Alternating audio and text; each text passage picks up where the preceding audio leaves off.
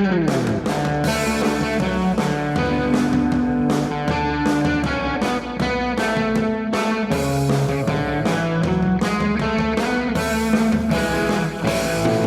and welcome to the How to Live in Denmark podcast.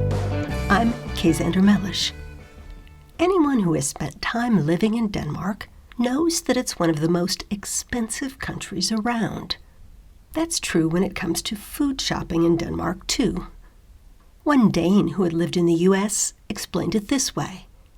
In Denmark, every supermarket is priced like Whole Foods.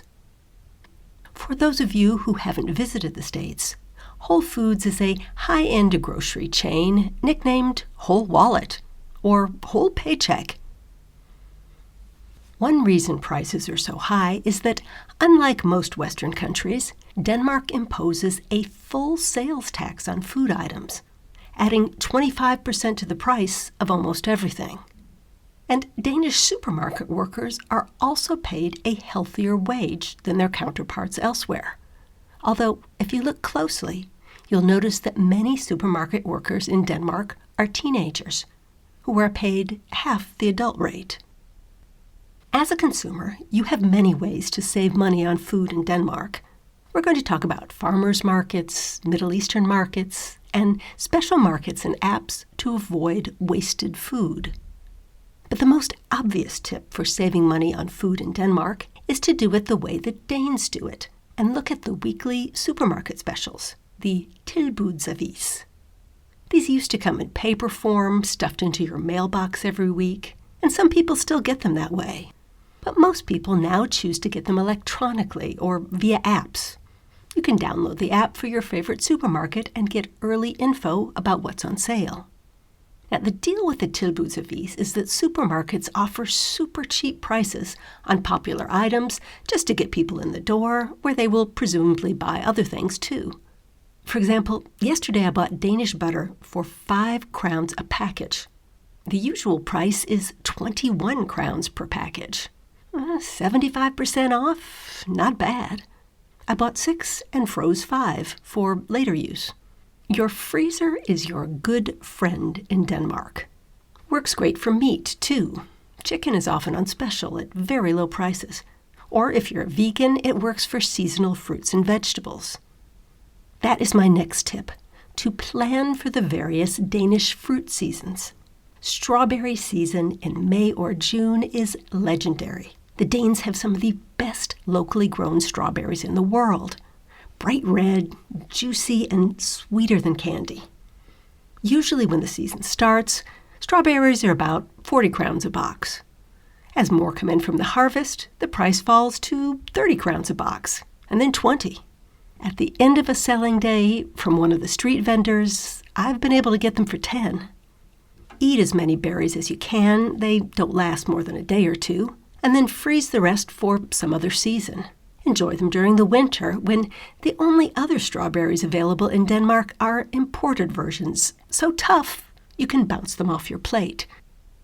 Cherries and sugar peas are some other Danish fruits and vegetables you can get from street vendors during the harvest season. And don't miss the apples in fall. Crisp Danish apples right off the tree. Absolutely heavenly. Open-air farmers markets are not as common in Denmark as they are in some other European countries like France or Italy. That said, there is a huge fruit and vegetable market in downtown Copenhagen called Torvehallene, the market halls. But this is expensive real estate, and these are expensive fruits and vegetables. Glamorous, shiny, and creatively displayed, but expensive. In smaller towns, you'll find some more authentic farmers markets, selling mostly traditional vegetables. That means cabbage in different colors and shapes, round celery root, beets, carrots, and potatoes still covered in dirt. Basically the type of food you'd eat if you lived in Denmark in 1721 instead of 2021. If you're looking for inexpensive citrus or melons, try the local fruit and vegetable markets run by Danes of Middle Eastern or Asian origin. This is also the place to go if you want any foods that are not traditionally Danish, in particular fresh spices and dried beans and lentils. The prices here are often about half of what you'll find in a standard Danish supermarket. You can also get huge bags of rice in these stores for, say, 75 crowns. That amount of rice would cost you 200, 300 crowns in a traditional supermarket. Make sure to check the expiration dates on food in any market. It's illegal in Denmark to sell food after the expiration date.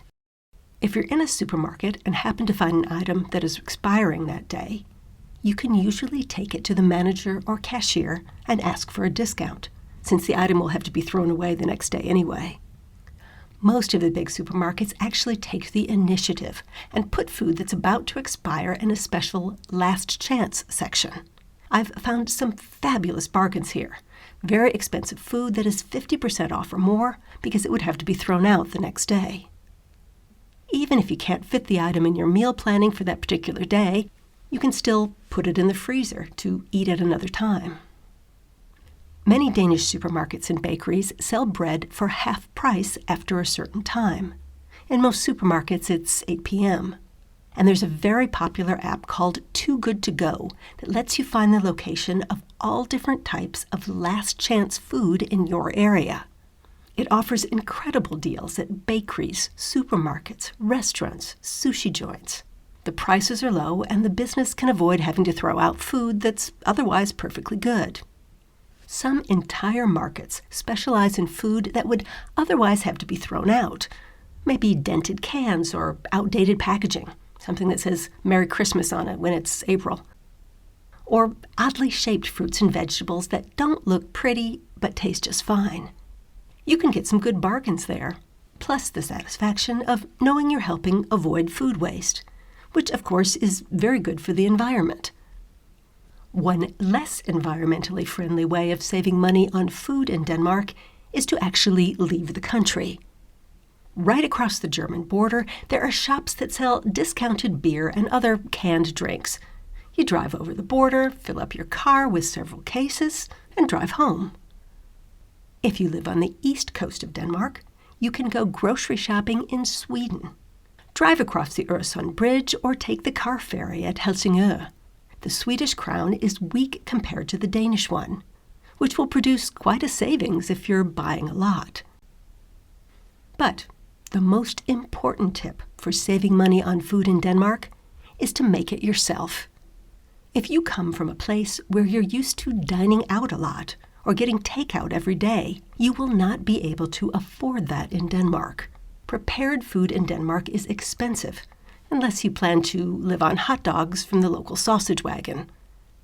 When you come to Denmark, bring recipes. You will need them. And that's the How to Live in Denmark podcast for this week. You can get our books, How to Live in Denmark, How to Work in Denmark, Working with Danes, Tips for Americans. They're available on Amazon, Saxo, Google Books, Apple Books, and Barnes & Noble Nook. Come leave a comment at howtoliveindenmark.com or follow us on Facebook, Twitter, Instagram, or YouTube. See you next time.